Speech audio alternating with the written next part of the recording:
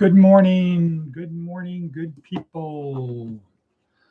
Today is Saturday, February 28th, the last day of the month. Tomorrow starts March, and the March begins. Right. And after tomorrow, it'll be 2 weeks of March. I have to remember that one this year. Give our tribute to Julius Caesar, etc. But today is February 28, 2026.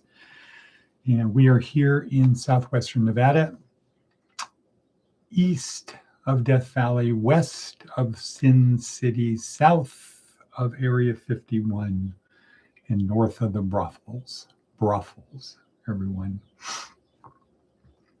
So, yeah. Cool. This is also day 6 of week 1 of our neuroscience-oriented approach to success.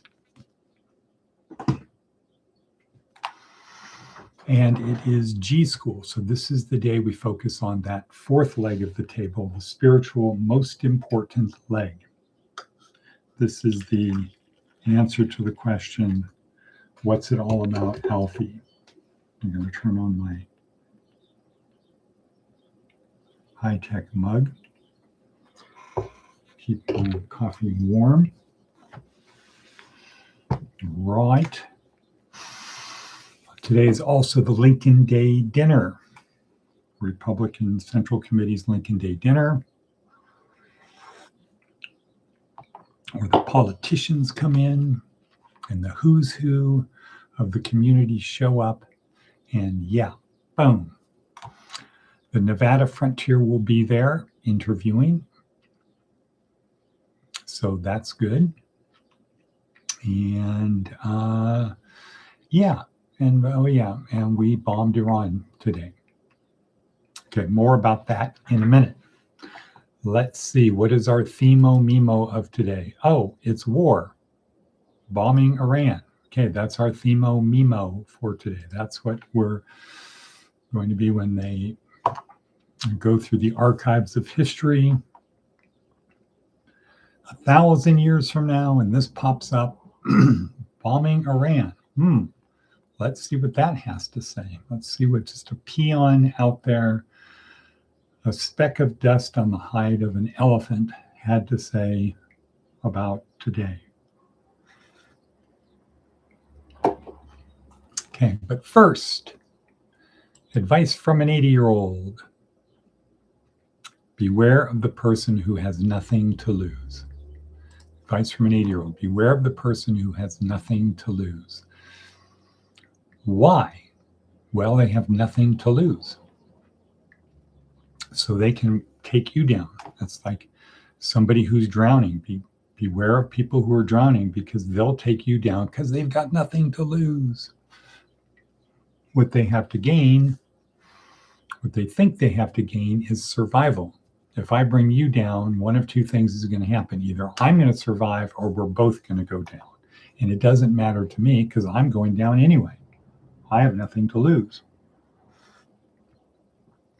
And nothing means nothing. They have no hope for the future. There is no heroic suffering, which is our TED Talk for today. Heroic suffering. It's the opposite of you have nothing to lose. It's you have nothing to gain. What do you do about the person who has nothing to gain and they keep going forward? They don't give up. They have nothing to gain and they keep moving forward. Right.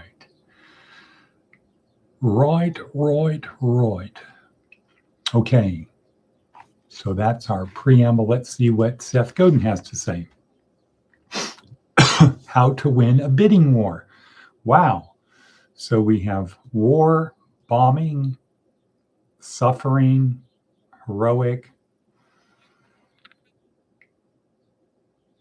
Okay. We're getting all of the things in there that have to do with our themo-memo, bombing of Iran. How to win a bidding war. Pundits are saying that Netflix lost the bidding for Warner. Actually, they won. They didn't just win because they got a nearly $3 billion breakup fee. Wow. They won because it's just about every contentious public auction. They won because in just about every contentious public auction, the winner is the one who is willing to overpay the most. Right. The best way to win in a bidding war is to not bid. Well, when you think about it, that's okay. But if you think about it, the best way would be to have a strategy of forcing the other guy to pay the maximum, not just to bow out in the beginning, but to force him to pay the maximum he can. Okay, $3 billion breakup fee. Wow. Okay, that's interesting. All righto. Right, you are.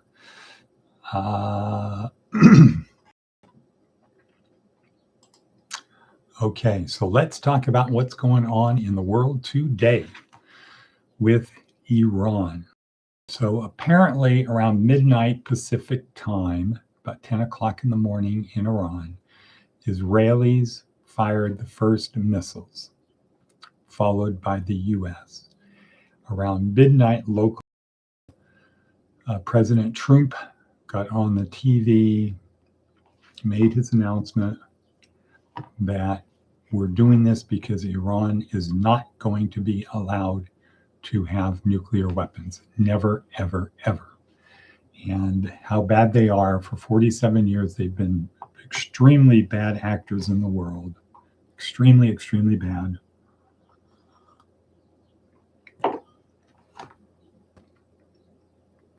And what? They've been very bad actors in the world. Thinking about something else.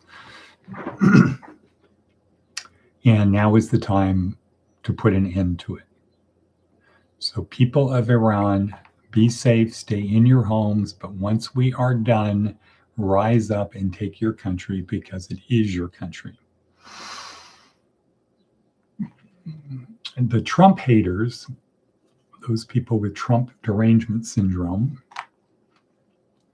will be upset that because Trump did it. Not, the focus won't be on was it the right thing. It will be because Trump did it, it must be bad.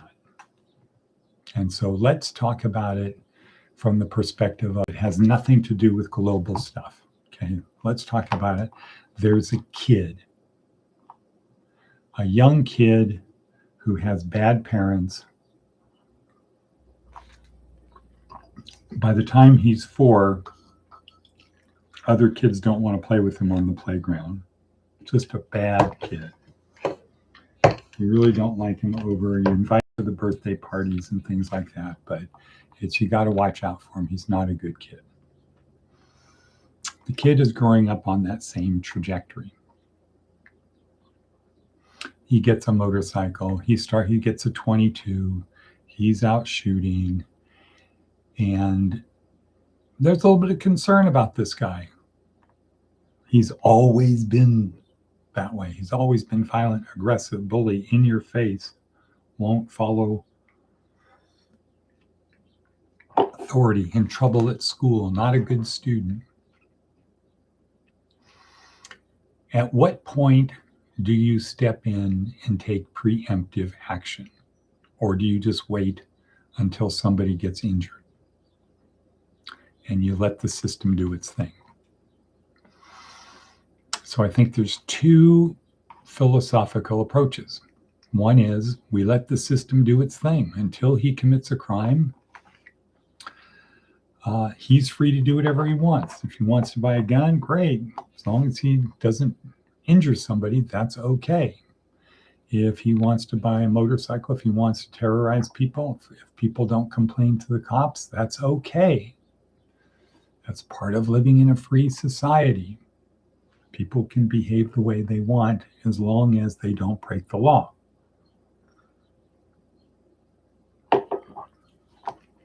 And then you have professional people say, that guy he's going to do something bad one day. Do we wait, let the system do what the system do? Or do we say we have a duty to intervene, to sit the guy down, to have a conversation? Do we have a duty to do that? What is our duty? Historically, it has been create a system and let the system work. But I think what's happening now is the idea was the system was like this. As long as they're within the system, it's okay. Now, acceptable behavior has gotten much broader. So now you have these. And now the boundaries of what's acceptable behavior has gone from this. So if somebody was slightly outside of that, they can do a little bit of harm, but not a lot. When you expand the boundaries like this, and you say, well, once he gets above here or below here, once they're in this range, now the system kicks in. Well, by that time, there can be a tremendous amount of harm caused. And that's what has happened in Iran. Or maybe they're, instead of being like this, they're more like this, but the ability to inflict harm has increased greatly. And so that's the situation, I would say, like with Iran. Bad actor, bad kid. But now, instead of having a 22, worrying about a guy with a 22, he has 10 semi-automatic weapons and thousands of rounds of ammo. Who's more dangerous? The same kid with a 22 and 50 rounds of ammo, or a kid with 10 firearms, 10 different firearms and thousands of rounds of ammo? Right. So I think that's the situation we're facing in Iran, is you have a bad actor who's trying to get nuclear weapons, who's oppressing their people and killing them.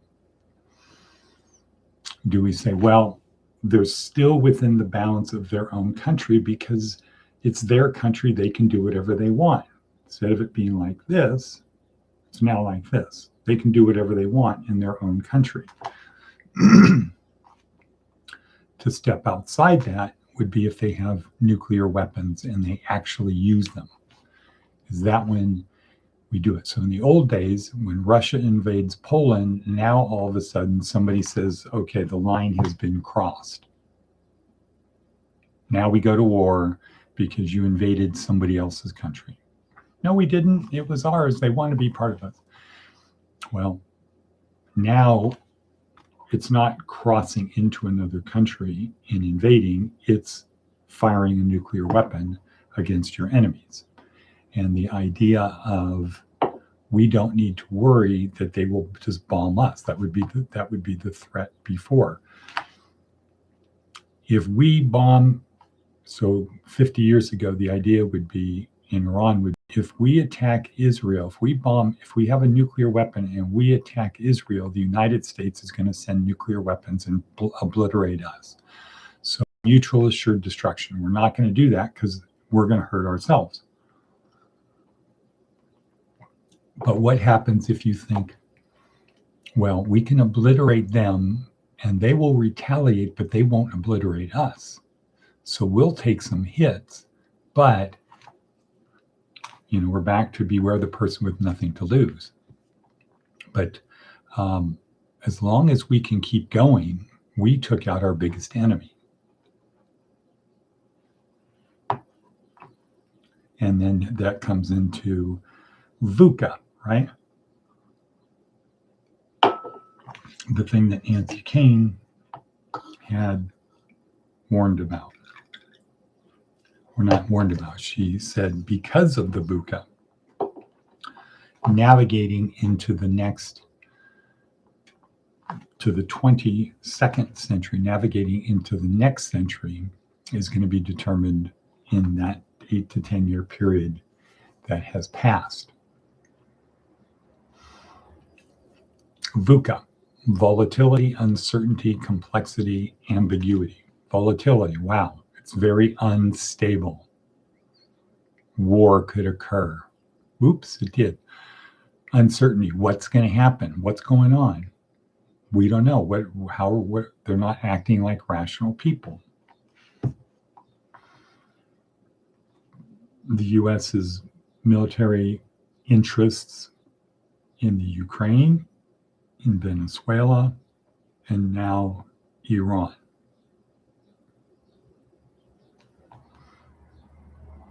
And probably still Gaza.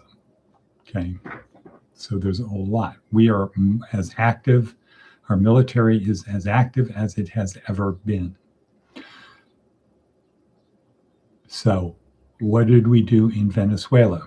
President Trump took out a bad actor, the president, and he is probably now providing tremendous amounts of information to the agencies, who's who, what's what, and he's being drained of all information with the promise of, if you give us what we want, we're going to change your identity and you're going to get to go live someplace as a free man enjoying your money. Or you get to spend the rest of your life in this prison cell. Because nobody's coming to get you. He got you. No one's going to come and get you. I don't understand the Ukraine. I don't know what's going on, so I can't comment about that. Regarding the Middle East, I would say we don't have people who think the way we think. They have a different value system. They are still back into what would be our crusade type of things. We're willing to die for our beliefs. Here, we are culturally Christian, but not actually Christian. We don't actually do what Jesus said to do. We don't actually do that stuff. We are cultural Christians. We behave with the golden rule and the things that people around the world do, but we do not. We're not actual Christians. We're not willing to die for our faith. Now, Islam has people that are willing to kill for their faith. That's not the Christian way. The Christian way is to die for your faith. We're not willing to do that. We're not willing to see an existential threat and go to war, be willing to die for our beliefs of the importance of freedom. We're not willing. Most people are not willing to do that today. We will seek consensus. And we want to understand the feelings of the people who think they need to wipe us out. If we just understood them, we could get them to understand us. Right, except if the people don't think that we think and they have no interest in understanding us, and they see our niceness as weakness, that is just an invitation to keep going. Keep going. Okay, so we've got 1 minute left. Let's wrap it up. Today, again, the Lincoln Day dinner could be very interesting. Outcomes of what's happening in Iran. If there's any scaling, people probably have their phones, favorite news service, checking to see what's going on. A conversation for today could be interesting, but it's the Lincoln Day dinner. Nevada Frontier will be there. We'll be interviewing people, asking the questions. Where are the hidden gems in Nevada? And let's see, what else? A lot of stuff to do today. Let's go out, make something happen. Let's think about, when do you intervene with a bad kid in the neighborhood, a kid who's bad? When do you decide to do something? Once someone is injured, or do we take prophylactic action to help him be good? something to think about. And with that, we'll say Avita Zane.